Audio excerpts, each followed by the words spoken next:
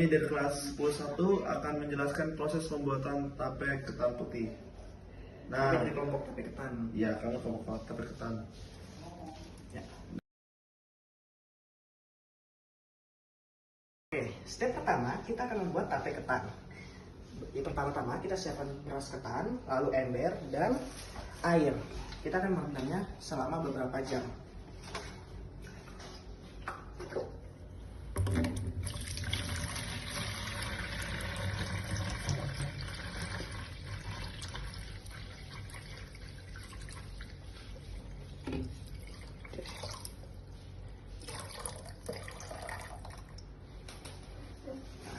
Kedua, kita akan memasukkan beras ketan. Wah, bocor ya guys. Nah, beras ketan ini sudah diukur 1,2 kg.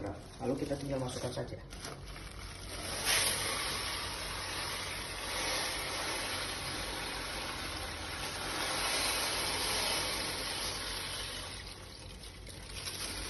Lalu diaduk rata. Atau kita langsung tunggu aja beberapa jam. Jadi oke, setelah kita masukin air dan beras tapenya, sekarang kita akan aduk secara merata. Di sini aku udah cuci tangan guys, jadi udah aman. Oke.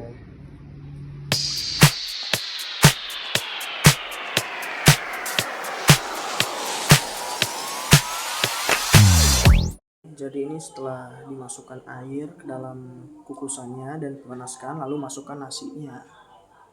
Ya, ini untuk kukus yang pertama. Nanti ada kukus yang kedua kali.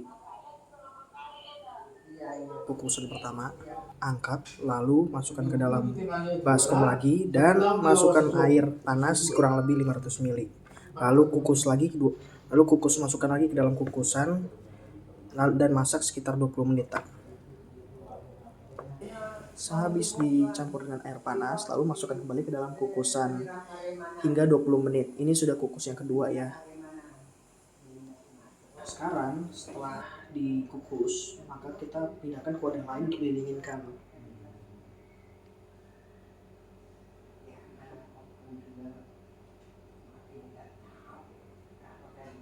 Oke, ini sudah jadi yang kukus kedua kalinya, sudah matang.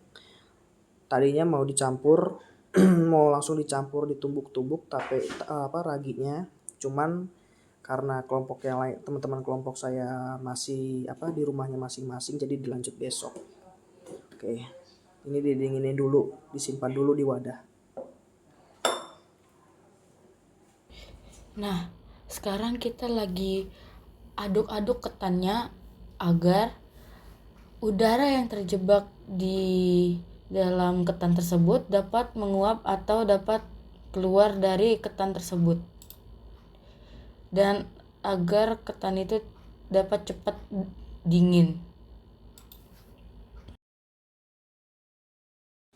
Nah, di bagian ini teman saya Joshua sedang menumbuk ragi yang sudah kita beli. Nah, tujuan ragi ini ditumbuk supaya ragi ini bisa lebih halus dan lebih gampang untuk dicampur dengan tape ketannya nanti. Jadi di sini prosesnya agak lumayan lama supaya benar-benar raginya terlihat halus teksturnya, supaya nanti bisa gampang untuk dicampuri dengan tape ketannya, sehingga pas difermentasi hasilnya akan jadi maksimal. Begitu teman-teman. 1 hour later. Lalu, taburkan ragi tape yang sudah kita haluskan dengan cara disaring agar menghindari gumpalan ragi dan memaksimalkan kontak ragi dengan ketan. Nah, lalu tuangkan 4-5 sendok makan gula. Untuk apa? Penambahan gula pada fermentasi tape ketan dapat membuat proses fermentasi menjadi lebih cepat, meningkatkan cita rasa, aroma, dan tekstur tape, sehingga menghasilkan produk yang lebih baik dan nikmat. Setelah ragi tape dan gula dituang, sekarang saatnya kita mengaduk ketan, ragi tape, dan gula agar tercampur rata dan terbentuknya fermentasi terhadap ketan tersebut agar menjadi tape ketan.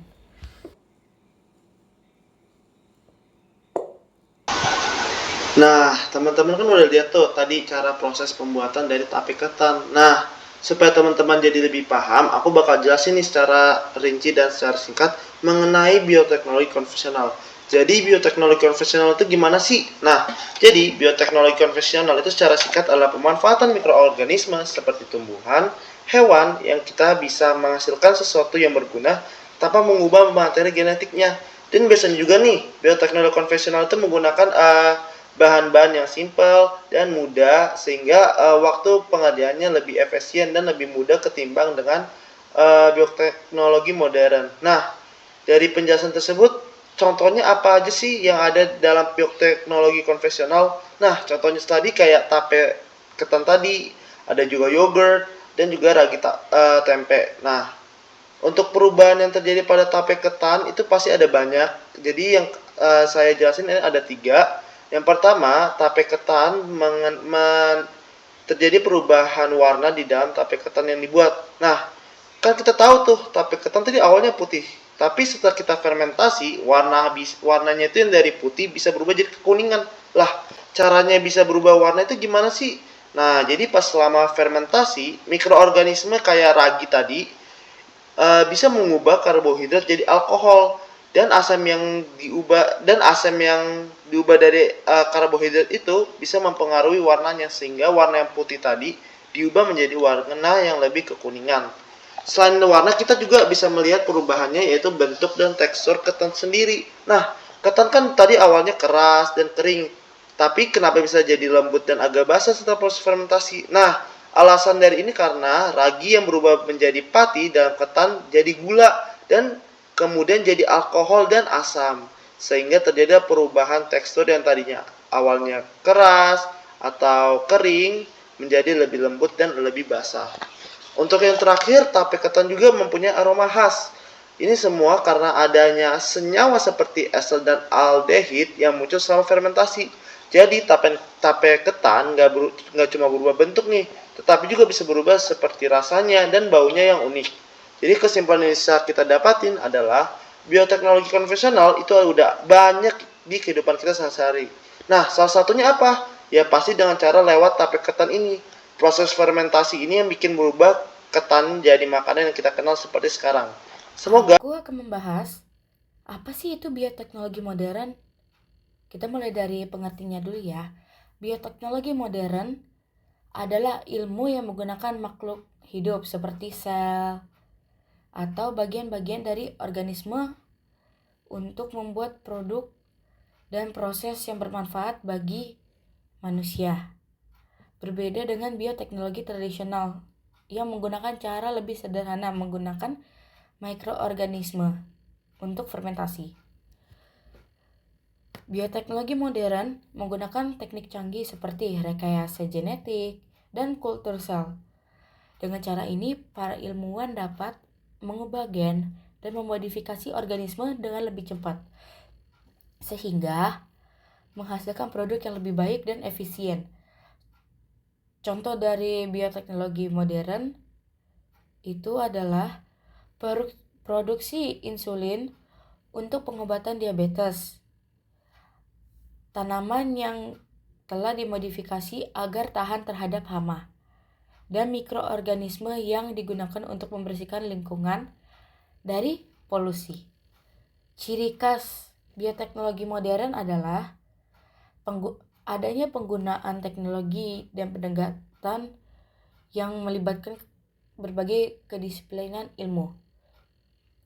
Manfaatnya sangat besar seperti meningkatkan pertanian, mengembangkan obat yang lebih efektif, dan memberi solusi untuk masalah lingkungan yang semuanya membantu meningkatkan kualitas hidup manusia dan menjaga keberlangsungan bumi. Seperti sekarang.